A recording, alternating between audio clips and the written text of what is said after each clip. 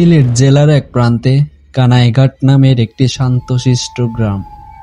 পাহাড় ঘেরা সবুজে মোড়া এ গ্রামে যুগ যুগ ধরে রয়েছে এক বিশাল বাঁশঝাড়, যার ইতিহাস ভয়ানক আর রক্তাক্ত।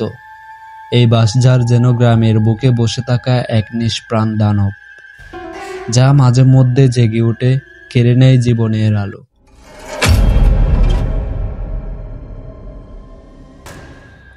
এই বাঁশঝাড়ের ইতিহাস কমপক্ষে ১৫০ বছরের পুরনো। কথিত আছে, ব্রিটিশ আমলে এখানে এক জমিদার তার প্রিয় পাগল সন্তানকে জীবন্ত মাটি চাপা দিয়েছিল লোকলজ্জার ভয়ে। সে পাগলটি বাঁশঝাড়ের ভেতরে দিন কাটাত, গাছের সঙ্গে কথা বলতো, মাঝে মাঝে হঠাৎ চিৎকার করত। সে মারা যাওয়ার পর থেকে বাঁশঝাড়ের পরিবেশ পাল্টে যায়। রাতে কুকুরের কাউ হাউ, ঠান্ডা হাওয়া আর অদ্ভুত শব্দে কেঁপে উঠত গোটা গ্রাম। ১৯৮৩ সাল এক তরুণ রফিকুল ইসলাম সাহস করে এক রাতে চ্যালেঞ্জ করে ঢুকে পড়ল বাঁশঝাড়ে। সকালে পাওয়া গেল তার দেহ, চোখ অস্বাভাবিকভাবে উল্টে থাকা, মুখে ভয়ের ছাপ। ডাক্তার বলল হৃদযন্ত্র বন্ধ হয়ে গেছে অতিরিক্ত ভয় থেকে।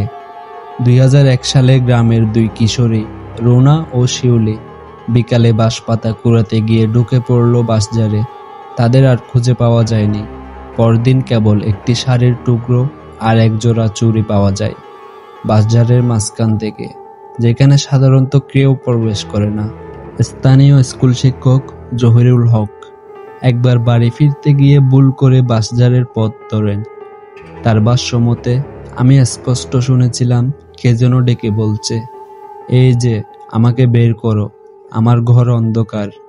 এরপর হঠাৎ আমার শরীর জমে গেল, পা নড়ছিল না। আমার মনে হচ্ছিল কেউ আমাকে টেনে নিচ্ছে মাটির নিচে। এর পরের ঘটনা, এক সময় গ্রামের মৌলবী হুজুর সেখানে দোয়া দুরুদ নিয়ে গেলেন। কিছু সময় কোরআনের আয়াত পাঠের পর হঠাৎই অদৃশ্য এক সত্তা বলল, এটা আমার ঘর, চলে যাও, নয়তো এক এক করে সবাই চলে যাবে। এরপর মৌলবী অসুস্থ হয়ে পড়েন, আর তার কয়েকদিন পরেই অস্বাভাবিকভাবে মৃত্যু হয় সেই মৌলবীর। ২০২৩ সালে একদল শহরে ইউটিউবার সাহস করে বাঁশঝাড়ে ঢুকেছিল ভিডিও করার জন্য। তাদের মধ্যে একজন এখন মানসিক ভারসাম্য হারিয়ে ফেলে, আর একজন এখনো বলে সে রাতের বেলা ঘুমাতে গেলে এখনো বাঁশের পাতার শব্দ শোনে আর ছায়ামূর্তি দেখতে পায়। এই বাঁশঝাড় আজও রয়েছে, আগের মতোই নিস্তব্ধ, ছায়ায় ঘেরা, কিন্তু গ্রামবাসীরা আজও সূর্য ডোবার আগে তার পাশ দিয়ে যায় না। মনে করা হয় যে আত্মা একসময় মাটি চাপা পড়েছিল, সে আজও মুক্তি চায়, আর হাহাকার বাতাসে ভেসে বেড়ায়। প্রশ্ন রয়ে যায়, আসলে কি এসব সত্য, নাকি শুধুই মানুষের কল্পনা? তবে একাধিক মৃত্যুর ব্যাখ্যা কি?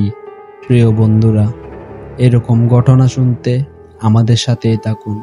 আর এসব ঘটনার বিস্তারিত পূর্ণাঙ্গভাবে জানতে চাইলে অবশ্যই আমাদের কমেন্ট করুন। একটা কথা মনে রাখবেন, যাহা রটে তাহা একটু হলেও ঘটে। আমরা আপনাদের মাঝে ঘটনার সংক্ষিপ্ত বিবরণী তুলে ধরতে চেষ্টা করি। ধন্যবাদ।